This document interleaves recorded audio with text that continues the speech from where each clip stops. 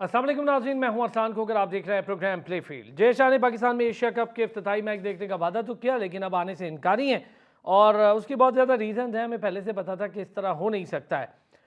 World cup के हवाले से पाकिस्तान भारत जाएगा या नहीं जाएगा, एक इजलास हुआ और इजलास में कुछ भी नहीं होना था। जो हुआ वो हमें भी पता था। ठीक है, पाकिस्तान ने जाना ही जाना है, बस ज़रा यकीन दहानियाँ मांगी गई हैं सिक्योरिटी के हवाले से, मुख्तलिफ मामलात के हवाले से। एक वफ़द भेजने पर गौर हो रहा है। वर्ल्ड कप से पहले पाकिस्तानी वफ़द जो जाकर सिक्योरिटी और तमाम मामलात को देखेगा। पीसीबी के साबिक चेयरमैन, विकेट कीपर, बैटर भी थे एजाज भट्ट साहब, इंतकाल कर गए और उनका टेन्योर, उस पर बात हो सकती है। बहुत उतार चढ़ाव उन्होंने दिखाए भी और देखे भी शायद खुद भी। तो बहरहाल जी, उनका टेन्योर रहा और वो पीसीबी के चेयरमैन रहे और अब उनका इंतकाल हो गया है।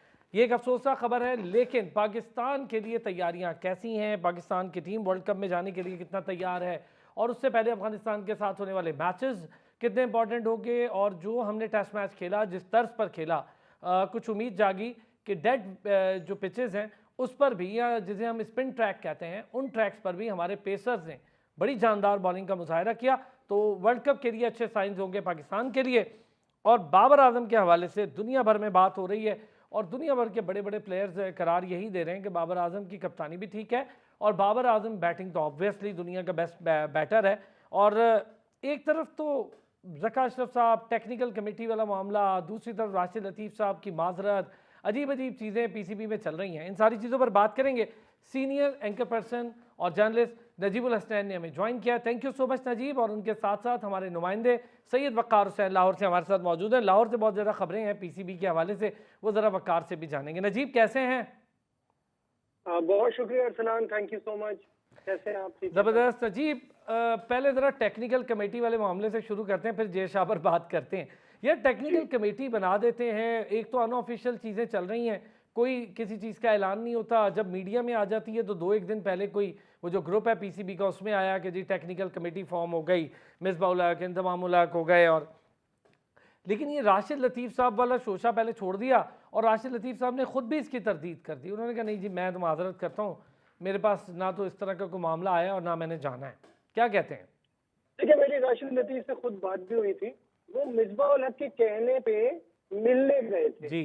और वो कुछ और चीज चाहते थे और यहाँ कुछ और चीज हुई। देखिए, क्रिकेट कमेटी, टेक्निकल कमेटी आज तक हमने जितनी देखी है ना, उनको कोई पावर्स तो होते नहीं है। हम्म। सही है। अब मुझे लगता है जब आपने मिसबा को बनाया है और उसमें मोहम्मद हाफिज भी हैं और उसमें इंजमाम उल हक भी हैं, तो तीन फॉर्मर कैप्टन को लेके अगर आप एक टेक्निकल कमेटी बना रहे हैं तो उसको भरपूर पावर भी मिलनी चाहिए। और मैं इस चीज से खुश हूँ, स्पेशली मिसबा का नाम सुन के, क्योंकि वो डोमेस्टिक क्रिकेट को बहुत अच्छी तरह समझते हैं। तो ऐसे ही एक आदमी को होना चाहिए जिसको इन एंड आउट चीजों का पता हो पाकिस्तान की क्रिकेट का। यार लेकिन नजीब, एक चीज़ है, मुझे ये बताएं, ऑलरेडी आपके पास कोचिंग स्टाफ की भरमार है, फिर एक ऑनलाइन कोच भी हैं आपके पास जो कि डायरेक्टर भी हैं हमारे कोचिंग के और तमाम तर चीज़ों के। टेक्निकल कमेटी थोड़ा सा मुझे समझ में नहीं आ रही, या पता नहीं शायद मेरी दानिश बहुत कम होगी, मुझे समझ नहीं आ रही ये काम क्या करेगी। देखिए, ये ओवरलुक करेगी हर एस्पेक्ट को। आपके डोमेस्टिक क्रिकेट को पूरी तरह से देखेगी, आपके इंटरनेशनल क्रिकेट के भी अंदर भी जो मसले होंगे उनको देखेगी। अब तो बाकी इसकी जेडी जो है वो तो पीसीबी ज्यादा अच्छी तरह एक्सप्लेन कर सकता है, लेकिन इसका काम यही होगा कि ये चेयरमैन के बाद ये कमेटी होगी जो सारी चीजों को ओवरलुक करेगी। ठीक है, चलो, यानी इस कमेटी का काम ये हो जाएगा कि ये तमाम तर चीज़ों को ओवरलुक करेगी। अच्छा जी वकार, क्या खबरें हैं जी टेक्निकल कमेटी के हवाले से? मामलात हो गए और कोचिंग तो मेरा ख्याल है अब रुकेगी, जितने कोचिंग स्टाफ है वो रुक रहा है चूँकि परफॉर्मेंस अच्छी रही है श्रीलंका में। कोई ऐसा उस पर मुसीबत तो दिखाई नहीं दे रही। जी बिल्कुल फरहान भाई, आपने बहुत अच्छी बात की है, क्योंकि टेक्निकल कमेटी जो बना दी गई है, इसमें तीनों टीम के साबिक कप्तान जो होते हैं उनको रखा गया है, इंजमामुल हक को रखा गया है, इसके अलावा मिसबाह उल हक को रखा गया है। यकीनन उनकी जिम्मेदारी तो यही आयद होगी कि वो टीम की प्रमोशन के लिए, इसके अलावा टीम की मजबूती के लिए काम करें। और खास करके जो चेयरमैन ज़का अशरफ, उन्होंने तो वाज़ेह तौर पर ये कहा है कि ये टेक्निकल कमेटी जो होती है ये डोमेस्टिक मामला को भी बेहतर देखेगी। और इसके अलावा जो टीम में इन खिलाड़ियों को मुस्तकबिल में इन करना है, इनको आउट करना है, इस हवाले से भी मिसबाह उल हक काफ़ी गहरी नजर रखते हैं, क्योंकि पहले भी मिसबाह उल हक जो होते हैं वो टीम के हेड कोच रह चुके हैं, इसलिए मिसबाह उल हक काफ़ी इस चीज़ को बेहतर जानते हैं। फिर मोहम्मद हफीज है, उन्होंने तीनों फॉर्मेट की क्रिकेट भी खेली हुई है। तो यकीनन मोहम्मद हफीज भी एक ज़बरदस्त डिसीजन लेने की एक मेरे ख्याल में एक एहलियत रखते हैं और कोई ऐसा फैसला कर पाएंगे। लेकिन जहाँ तक आपने ये बात की है कि टीम की कैरियर किस हवाले से है, ये जो श्रीलंका में हमारी जो टेस्ट सीरीज हुई है, यकीनन इससे काफ़ी टीम को बूस्ट मिलेगा क्योंकि एशिया कप भी श्रीलंका में और पाकिस्तान में ही शेड्यूल है। तो यकीनन जो हमारी टीम ने ज़बरदस्त परफॉर्मेंस की है और खास करके जो हमारे बॉलर्स हैं काफ़ी डेड विकेट थी वहाँ, उसके बावजूद हमारी टीम पे जो बॉलर्स हैं उन्होंने काफ़ी जान मारी है और टीम को एक ज़बरदस्त सीरीज जितवा के दी है। इससे यकीनन पाकिस्तान की टीम को बूस्ट हासिल होगा और खास करके जो हमारी टीम के कप्तान हैं बाबर आजम, जो दुनिया के नंबर 1 बैटर हैं, उनको भी काफ़ी हद तक अच्छा वकार, एक दो चीज़ें और भी हैं जो आपसे मैं पूछूंगा, ज़रा लाहौर से क्या खबरें होंगी वो भी पूछता हूँ। नजीब से ज़रा एक चीज़ डिस्कस कर लो। नजीब, ये जो बड़ी जल्दी में एक तो शेड्यूल अनाउंस हो गया वर्ल्ड कप का, बहुत ही पहले कर दिया, फिर उसमें रद्दोबदल, वो जाहिर है उनको उनके अपने कुछ इवेंट्स हैं उसकी वजह से रद्दोबदल भी हो रहा है उसमें, और कुछ उनको खुद भी सिक्योरिटी खदशात हैं जो वो मानने को तैयार नहीं होते ताकि दुनिया को ये पता ना चले। होते तो हैं सिक्योरिटी खदशात, क्योंकि भारत की सूरत हाल को अच्छी नहीं है, हमेशा हम पर डालते हैं बहुत ज़्यादा चीज़ें, लेकिन उनकी सूरत हाल बहुत बुरी है। अब तो उनकी अपना मीडिया भी बड़ी तनकीद कर रहा है। नजीब, मेरी वहाँ पर बात हुई कुछ सहाफ़ी दोस्तों से, तो कह रहे हैं हम खुद भी बहुत तनकीद कर रहे हैं कि इतनी जल्दी क्या है, जब आपसे शेड्यूल अनाउंस होता है बड़ा भोंडा तरीका है, और लगता यूं ही है कि कोई उनके भी यहाँ मैनेजमेंट के कुछ थोड़े बहुत मसाइल हैं। देखिए अर्सलान, सबसे पहले तो मैं आपको ये बताऊं कि ये पहला वर्ल्ड कप है जिसमें इतना लेट शेड्यूल अनाउंस हुआ है। हमेशा जो वर्ल्ड कप इतना बड़ा इवेंट होता है, एक साल पहले तक शेड्यूल आ जाता है। सही है, आपने इतना लेट अनाउंस किया। आपका हिंदू कैलेंडर आपके पास है जिसमें आपके, हमारे तो देखिए मसला ये कि चांद की तारीखों पे डिपेंड करता है ना, उनका हिंदू कैलेंडर है। आपको पता है कि नवरात्रि कब आ रही है, आपको पता है कि नवरात्रि शुरू कहाँ से हो रही है, किस डेट से हो रही है, आपको पता है कि अहमदाबाद में ये फेस्टिवल सबसे ज्यादा मनाया जाता है। ठीक है, फिर उसके बाद जो है वो आप डेट ऐसी रख देते हैं और फिर आप अपने फ्लॉस को छुपाने के लिए कहते हैं कि पाकिस्तान के अलावा एक दो और बोर्ड मेंबर्स ने जो है वो बड़ा एतराज किया है और वो बोर्ड जो है वो कह रहे हैं कि डेट चेंज करें। तो भाई मैचेस की सारी तारीखें तो सिर्फ पाकिस्तान के मैच की चेंज। सही बात है, हाँ सारी तारीखें तो हुई हमारे मैचेस की, श्रीलंका वाले की भी हो गई और भारत वाले की भी। बिल्कुल, तो मुझे लग ये रहा था कि जब ये शेड्यूल बना रहे थे उस वक्त ये खुद डांडिया खेल रहे थे, तो इनके पास सारी इंफॉर्मेशन नहीं थी कि नवरात्रि आने वाली है। तो आई डोंट अंडरस्टैंड ये क्या सोच के बनाया है और क्या किया है उन्होंने। अच्छा, एक छोटा सा ब्रेक लूंगा, लेकिन जब ब्रेक से वापस आएंगे तो ज़रा ये डिस्कस करेंगे कि पाकिस्तान की टीम आने वाला वर्ल्ड कप, अफगानिस्तान वाले मैचेस और उसके साथ एशिया कप भी ये बड़ी इंपॉर्टेंस रख रहा है। चूँकि भारत की जो सूरत हाल वेस्ट इंडीज़ में देखी है मैंने, तो लगता नहीं है कि भारत कोई रिस्क लेगा, कोई ऐसा काम करेगा। पहले तो वो बड़े ही एक मगरूर अंदाज में कहा करते थे, पांड्या ने खुद कहा था कि हमारी तो अगर 3 टीमें बन जाएँ तो उसमें से भी हमारी 2 टीमें ही फाइनल खेल रही होंगी। तो वेस्ट इंडीज़ ने तो वनडे भी ये करा दिया और T20 भी पहले ही ठोक दिया है, तो अब लग पता जाएगा कि कितनी टीमें खेलेंगी। जहाँ पर हम देखते हैं कि रोहित शर्मा या फिर विराट कोहली की एब्सेंस हो, तो वहाँ पर उनकी पूरी स्ट्रेंथ भी खेल रही हो तो थोड़ी डगमगा रही हो, तो इसकी क्या रीज़न है? वापस आते हैं ब्रेक से, इस पर भी बात करते हैं।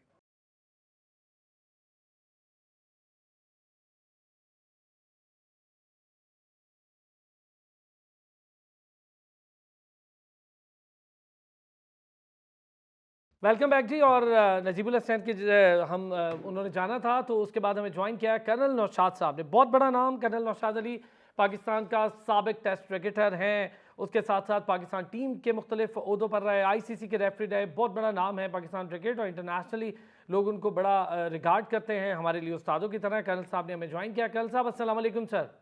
जी वालेकुम अस्सलाम, बहुत शुक्रिया आपका। कर्नल साहब, सर मैचेस तो शुरू होने हैं हमारे, लेकिन उससे पहले ये जो तब्दीलियां हो रही हैं, तारीख की तब्दीलियां, फिर जो इंडिया वेस्ट इंडीज़ के मैचेस हो रहे हैं, इंडिया तो कहता था कि पांड्या का आपने सुना होगा कि 2 टीमें बना दें इंडिया तो दोनों फाइनल खेल रहे हैं। वेस्ट इंडीज़ से तो हार गई दूसरी टीम, और उसमें भी सीनियर प्लेयर थे। ये कोई जवाब नहीं होगा इंडिया के लिए कि कोई नए बच्चे खेल रहे थे? देखिए ये प्रोफेशनल जो लोग होते हैं ना, वो उसको प्रोफेशनली देखते हैं, जो उसको इंट्रीग्स होते हैं वो उसको डिफरेंट एंगल से देखते हैं, और इसी तरह जो कमर्शियल होते हैं वो उसको अपने एंगल से देखते हैं। अब आप इन 3 चीज़ों को सामने रख लें। अगर आपने प्रोफेशनली खेलना है तो event doesn't matter, Pakistan should play at any place against India in India without. लेकिन ये इंडिया का जो ये एटीट्यूड है ना कि जी लास्ट मोमेंट पर डिसीजन लेना, that makes a lot of difference. तो इसलिए मैं तो ये कहूँगा कि ये खामा का एक इशू बनाया गया है। द वर्ल्ड इज, मैं जितनी दिन ये दो कंट्रीज आपस में खेलेंगे, इन दोनों की क्रिकेट डेवलप होगी, इन दोनों की अंडरस्टैंडिंग होगी। और मैं समझता हूँ कि जितना पैसा पाकिस्तान और इंडिया की क्रिकेट में है, एशियंस में भी नहीं है और किसी और टूर्नामेंट में नहीं है। इसलिए ये टूर्नामेंट जितना स्मूथली हो जाए, ये ऑर्गेनाइजर्स के लिए, प्लेयर्स के लिए एंड आईसीसी के लिए बहुत ही अच्छा रहेगा। अच्छा सर, एक चीज़ और, आपकी बात बिल्कुल दुरुस्त है कि ये बहुत अच्छा और बड़ा फ्रूटफुल इवेंट हमारे लिए भी होगा। अच्छा, आप इसके हक में हैं कि पाकिस्तान एशिया कप के लिए भारत बेशक नहीं आ रहा, लेकिन हमें आईसीसी का इवेंट है तो हमें जाकर खेलना चाहिए। नहीं, देखिए ये जैसे अगर आप आई थिंक आप बहुत ज़्यादा समझते हैं, क्रिकेट को इन्होंने लिंक कर दिया विद द पॉलिटिक्स, और इसमें थोड़ा सा पाकिस्तान गवर्नमेंट ने डिसीजन लेना है, लुकिंग के जी हमारे स्पोर्ट्स की जो इंटरेस्ट है वो भी कवर हो जाए और साथ ही साथ डिप्लोमेटिक जो रिक्वायरमेंट्स होती है वो भी कवर हो जाए। अब जहाँ तक ये पाकिस्तानी इसमें कामयाब होते, यानी आपने देखा कल एक मीटिंग हुई, उसमें कुछ डिसाइड हो गया और उसके बाद फिर ये फैसला हुआ कि इस मीटिंग में कि जी पाकिस्तान जो है अपना डेलीगेशन भेजेगा और उसके बाद फैसला होगा। ये आप यकीन करें कि मैं इस साथ काफ़ी दिन से कनेक्टेड हूँ। 1996 वर्ल्ड कप में जब बेंगलोर में मैच हुआ था, उसमें भी इसी तरह के अप एंड डाउन होते रहे। तो ये पाकिस्तान इंडिया की जब भी मैच होता है कोई ना कोई ऐसा एंगल जरूर आ जाता है। मैं समझता हूँ कि ये बहुत ज़रूरी है कि पाकिस्तान गवर्नमेंट ने जिस डिसीजन लिया अपनी सिक्योरिटी की डेलीगेशन को वहाँ भेजें, वहाँ से चेकअप करवाएं और एक दिन की आगे पीछे से कोई फर्क ना। आपने अगर इंडिया में जाके इंडिया को हरा दिया, that will be a big achievement for the Pakistan cricket and Pakistan cricket team.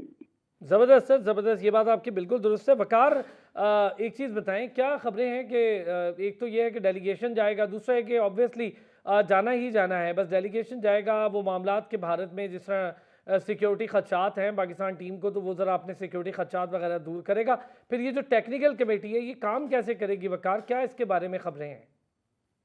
बिल्कुल, कल गवर्नमेंट के लेवल पे एक इजलास हुआ था, तो ये फैसला किया था कि डेलीगेशन भारत जाएगा, जाके सिक्योरिटी के मामला तय करेगा, फिर फैसला किया जाएगा कि टीम में जाना है कि नहीं जाना। ऑब्वियसली टीम जाएगी, लेकिन ये डेलीगेशन जब जाएगा उसके बाद एक प्रोसीजर है, उसके बाद ये टीम का ऐलान होगा कि टीम में क्या फैसला करना है। भारत, जहाँ तक आपने टेक्निकल कमेटी की बात की है, तो टेक्निकल कमेटी तो काम करेगी। जितना पहले हमने देखा था कि शायद पीसी भी मैनेजमेंट कमेटी जब बनी थी तो शायद अफरीदी काफ़ी उसको लीड कर रहे थे, तो अब्दुल रज़ाक भी थे। तो 2-3 महीने हमने देखा तो काफ़ी उन्होंने एक्सरसाइज की, लेकिन इसका भी कोई फायदा नहीं हुआ। टेक्निकल कमेटी करेगी, मिसबाह उल हक के हैं उसके अंदर, मोहम्मद हफीज़ हैं, इंजमामुल हक हैं, ये भी अपने कोई ना कोई खिदमत देने की कोशिश करेंगे, कोई खिलाड़ियों को देखेंगे कि टीम में रखना है किसको नहीं रखना है, या किस किस्म के जो मामला होंगे। लेकिन बार ये कि अगली जब इलेक्शन होते हैं, नेक्स्ट गवर्नमेंट आती है तो ये खत्म हो जाएगी।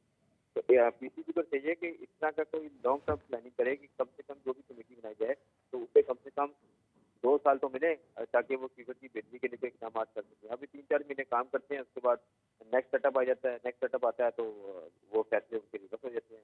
मुझे नहीं लगता कि टेक्निकल कमेटी कोई अहम किसी मुद्दे पर पहुँच पाएगी। बार ये है कि ये भी एक्सरसाइज करने की कोशिश करेंगी कि टीम में आगे वर्ल्ड कप आ रहा है, फिर एशिया कप आ रहा है, सारी नजरें तो वहाँ लग जाएंगी।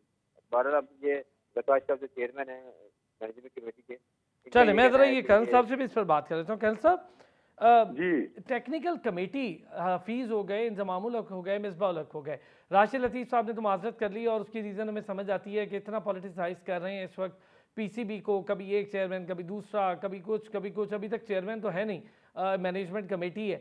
तो सर, ये जो टेक्निकल कमेटी है, ऑलरेडी हमारे पास कोचिंग स्टाफ पूरा है हर लिहाज से, फॉरेन कोचेज़ भी हैं, डायरेक्टर भी हैं, मिकी अर्थर भी मौजूद हैं। फिर ये टेक्निकल कमेटी का एक्चुअली काम कैसे होगा, ये किन चीज़ों पर काम करेगी?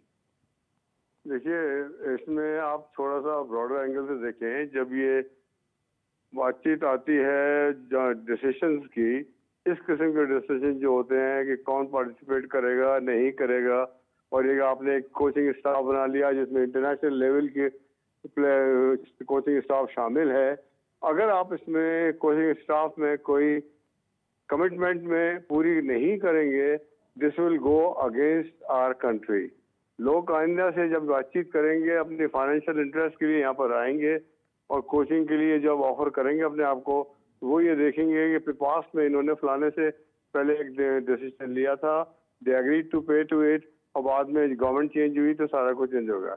But I am trying to say कि देखिए, ये इंटरनेशनल लेवल पे आपने अपने कंट्री का इमेज बनाना है, और image should be reflecting the your interest also. तो उसके लिए जरूरी इस बात की है कि जो आपने कोचिंग स्टाफ एक कमिटेड लिया है, उसको एक एग्रीमेंट दिया, आई एम प्रेटी श्योर कि जी इस कॉन्ट्रैक्ट में कहीं ना कहीं जरूर लिखा होगा कि अगर जो पार्टी जो है वो उसको पहले उसको टर्मिनेट करेगी, ही विल बी फाइन या he will pay heavy dues for that. अगर इस तरह की कोई बात होती है तो पाकिस्तान को भी नेचुरली कोई बहुत का हैवी अमाउंट पे करना पड़ेगा। जब मिकी आर्थर या दूसरे ये छोड़ के जाएंगे और आपके पास दूसरा पाकिस्तानी स्टाफ या जो कोई भी स्टाफ है वो आएगा। मैं समझता हूँ कि ये तो थोड़ा सा इंतजार कर लें पाकिस्तान के, तो सिर्फ few months, I am not sure कि जी इसमें कोई बहुत ज़्यादा पॉलिटिक्स इन्वॉल्व है। इंतजार कर लें, उसके बाद सर बैठ जाएं जो क्रिकेट के बड़े बड़े हैं, और उसके बाद डिसाइड करेंगे जी देखिए इन लाइन पाकिस्तान की इंटरेस्ट के लिए हम इन नियर फ्यूचर कोई ऐसा कमिटमेंट नहीं करेंगे, कोई डिसीजन नहीं लेंगे जिसकी वजह से कोई फर्क आए। तो मैं समझता हूँ कि इसी कोचिंग स्टाफ को आप कंटिन्यू करें, इनको एक टाइम दें, इनकी परफॉर्मेंस को वॉच करें। अगर ये परफॉर्मेंस वाइज फेल होते हैं then you can say you can go away. अच्छा, वैसे वेल सेड करण साहब, ये बात आपकी ठीक है कि हम पर फिर लोग एतबार ही नहीं करेंगे सर अगर हम यही करते रहेंगे। वैसे भी मिकी आर्थर ने शायद इसीलिए फुल फ्लैज अवेलेबिलिटी नहीं शो की थी। मैं जब मैनेजर साहब मिकी आर्थर साहब कोच थे जी, ये बड़े डेडिकेटेड आदमी हैं, ऑनेस्ट हैं अपने प्रोफेशन से, and I think he understand very well south east Asia. सबके साथ काम करते हैं, बांग्लादेश, श्रीलंका, इंडिया, और वो जानते हैं कि किस किस के लिए क्या कुछ उन्होंने करना है। तो मैं समझता हूँ कि मिकी आर्थर ने जो बात की है, मिकी आर्थर साहब ने जो कमिटमेंट किए as a government, as a PCB, वो कमिटमेंट को पूरा करना चाहिए।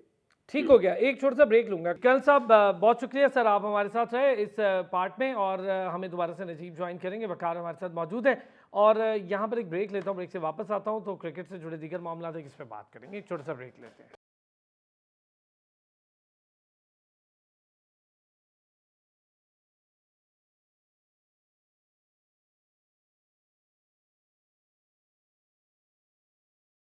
वेलकम बैक जी। और ब्रेक पर जाने से पहले जैसे कि मैंने कहा था नजीम ने हमें दोबारा से ज्वाइन कर लिया, और अब बात करेंगे ये जो जय शाह ने हमसे वादा किया था और फिर वादा करके वो आए नहीं। अब हमें भी क्या करना चाहिए इन चीज़ों को, कम से कम कुछ चीज़ों का जवाब देना बहुत अब ज़रूरी हो गया है, वरना इसी तरह मामला चलते रहेंगे, फॉर ग्रांटेड लेते रहेंगे पाकिस्तान के क्रिकेट को। और ACC जिसमें पाकिस्तान और इंडिया दो ही बड़े मेरा ख्याल है अगर हम देखें तो पार्टनर्स मौजूद हैं इस पूरी एशियन क्रिकेट काउंसिल के, और दोनों के लिए ये ज़रूरी है कि एक दूसरे की इज़्ज़त करें और रिस्पेक्ट के साथ आगे बढ़ें। ये मामलात बाहमी तौर पर तय होते हैं, कोई ताली एक हाथ से नहीं बजती। नजीब, पहले तो वादा कर लेते हैं जय शाह पाकिस्तान आने का, और अब हमें तो पता चल रहा है कि वो आएंगे ही नहीं पाकिस्तान। देखिए, मैंने पहले भी ये बात कही थी कि जय शाह को ये सोचना चाहिए कि वो सिर्फ BCCI के सेक्रेटरी नहीं है, बल्कि वो ACC के भी हेड हैं। तो एज ACC हेड उनका बनता है, ये पाकिस्तान का इवेंट है, जो कि उन्हीं के बोर्ड की वजह से ये प्रॉब्लम क्रिएट हो रही है और हमें हाइब्रिड मॉडल पे खेलना पड़ रहा है।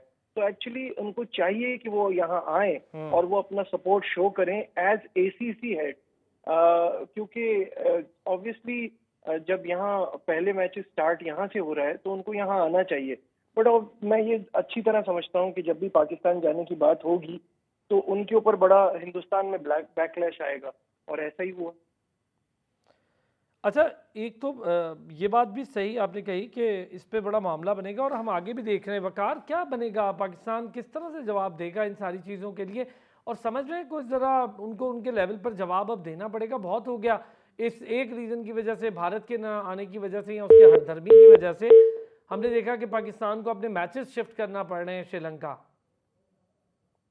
जी बिल्कुल खान साहब, इस हवाले से रमीज राजा ने तो क्लियरली कह दिया था कि हम नहीं जाएंगे, तो आपने देखा कि काफी इशू भी बना, लेकिन फिर नजर सेठी साहब आए तो नजर सेठी साहब ने भी दबाव डालने की कोशिश की थी, अपना मौका पेश करने की कोशिश की थी कि भारत ने वादा किया था कि वो पाकिस्तान आएगा, लेकिन उसके बावजूद उसने इनकार कर दिया। लेकिन फिर वो नई सेटलमेंट ये हाइब्रिड मॉडल लाया गया। अब तो बहरहाल सारी चीज़ें तय हो गई हैं कि वो भारत में चाहे वो पाकिस्तान नहीं आएगा, अब तो हाइब्रिड मॉडल के तहत वगैरह तो श्रीलंका में पाकिस्तान टीम जाएगी। अब ये जो वर्ल्ड कप का जहाँ तक इशू है, तो वर्ल्ड कप के लिए भी पाकिस्तानी गवर्नमेंट ने काफ़ी दबाव डालने की कोशिश की थी, लेकिन इसमें भी कोई नतीजा नहीं निकला। अब जिस तरह आपको पता है कि सर इजलास हुआ था, उसमें अब ये तय पाया गया कि पाकिस्तान की जो डेलीगेशन है वो ट्रॉफी का जायजा लेने के लिए जाएगा, जिस तरह के दूसरे मुल्कों के जो डेलीगेशन हमारे पाकिस्तान आते थे चेक करने के लिए, जिस तरह हमारा डेलीगेशन अब जाएगा तो फिर बाद में फैसला किया जाएगा आपके पाकिस्तान की टीम जाएगी या नहीं जाएगी, लेकिन मुझे लगता है कि पाकिस्तान की टीम जाएगी, हालांकि चलेगी। अच्छा, एक तो ये मामला हो गया ना, दूसरा ये है नजीब, मेरी आवाज़ आप तक पहुंच रही है? जी बिल्कुल आ रही है। अच्छा नजीब, ये अब जो सूरत हाल मैं देख रहा हूँ, अब पता नहीं आप इसको किस तरह से रीड करते हैं, लेकिन मामला ये है यार, मुझे ये ख़तरा है कि जो एक हठधर्मी या जिस किस्म का बिहेवियर भारत ने अपना रखा है, मुझे लगता है कि ये चैंपियंस ट्रॉफी पे पाकिस्तान को दोबारा तंग करेंगे और फिर बहुत बड़ा ड्रॉबैक बल्कि सेटबैक होगा पाकिस्तान के लिए। देखिए ये तो हमेशा की बात है ना कि आप कुछ भी एमओयू भी साइन करा लें, आप कुछ भी कर लें, आप आगे के कितने वादे ले लें, एंड में तो इन्होंने यही करना होता है कि गवर्नमेंट से क्लियरेंस मिलेगी तो फिर हम पाकिस्तान का दौरा करेंगे। तो और वो पाकिस्तान और हिंदुस्तान के हालात पे बहुत ज़्यादा ये चीज़ें डिपेंड करती हैं।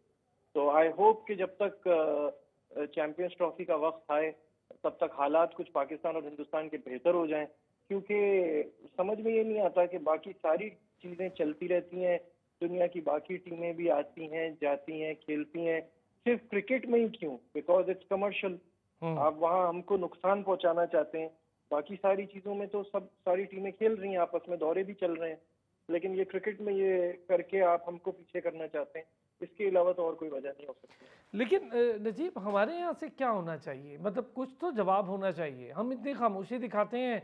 ज़का अशरफ साहब तो बड़े मुझे वर्बल लगते हैं इस चीज़ में, और वो बात भी करते थे। इससे पहले भी हमने देखा कि उन्होंने एक शोशा ही कहें छोड़ दिया था कि नहीं जी हमने नहीं मानना, हाइब्रिड मॉडल मानना तो पड़ेगा, ज़ाहिर है आपने सारा कुछ साइन कर लिया है। लेकिन कुछ तो मेरा ख्याल है अब काफ़ी हो गया, अब कुछ तो बात होनी चाहिए। आप ओपनिंग सेरेमनी में भी नहीं आ रहे। आपकी वाली बात बिल्कुल दुरुस्त है कि वो अपने आप को भारत का सरबराह बनाकर बैठे हैं, वो एसीसी के हेड बनने की कोशिश नहीं कर रहे जय शाह। देखिए अब आप खुद मुझे बताइए ऑनेस्टली, क्या हम इस पोजीशन में हैं कि हम किसी को भी किसी तरह से भी डिक्टेट कर सकें? हम इस पोजीशन में ही नहीं है। मुझे बार बार इस चीज़ का एहसास होता है कि हम कोई स्ट्रॉन्ग स्टेटमेंट भी देना तो फिर उसके बारे में भी बहुत सोचें कि हमको हमेशा उस पे से फिर पीछे हटना पड़ेगा, हमको बैक ऑफ करना पड़ेगा। हमारी पोजीशन बहुत ख़राब है इस वक्त, और इस ये मानने में कोई बुराई नहीं है, और इस हिसाब से आपको चलना पड़ेगा। जब वक्त आएगा उस वक्त देखेंगे। अभी कोई ऐसी बात ना करे जिसपे हमें बाद में फिर खुद ही यू टर्न लेना पड़े। ये बात सही है कि वरना हमें खुद ही पीछे हटना पड़ जाता है। ये मामलात भी बड़े अजीब हो जाते हैं। अच्छा जी, अब थोड़ी सी बात एजाज भट्ट साहब के हवाले से। 2008 से 2011 तक चेयरमैन रहे पीसीबी के। वैसे बड़े लकी आदमी हैं जो इतना लंबा अरसा चेयरमैन पीसीबी रह लिए हैं, वरना तो बड़ा कम ही होता है ऐसे पॉलिटिकल अपॉइंटमेंट्स हो रही थी। या तो हमने देखा एहसान मानी साहब काफ़ी लंबा अरसा रह गए, वरना यहाँ तो प्रॉब्लम ही रहती है चेयरमैन पीसीबी पर। हाँ जी वकार, एजाज भट्ट साहब का इंतकाल हुआ और फिर उतार चढ़ाव भी थे उनके काफ़ी ज़्यादा मुख्तलिफ मामलात में, लेकिन वो 2008 से 2011 तक पीसीबी के चेयरमैन रहे। ये एक बड़ी अच्छी बात भी थी। और एक चीज़ थी कि चले थोड़ा लंबा अरसा किसी ने कंटिन्यू तो क्या, कोई पॉलिसीज़ तो नज़र आई किसी की?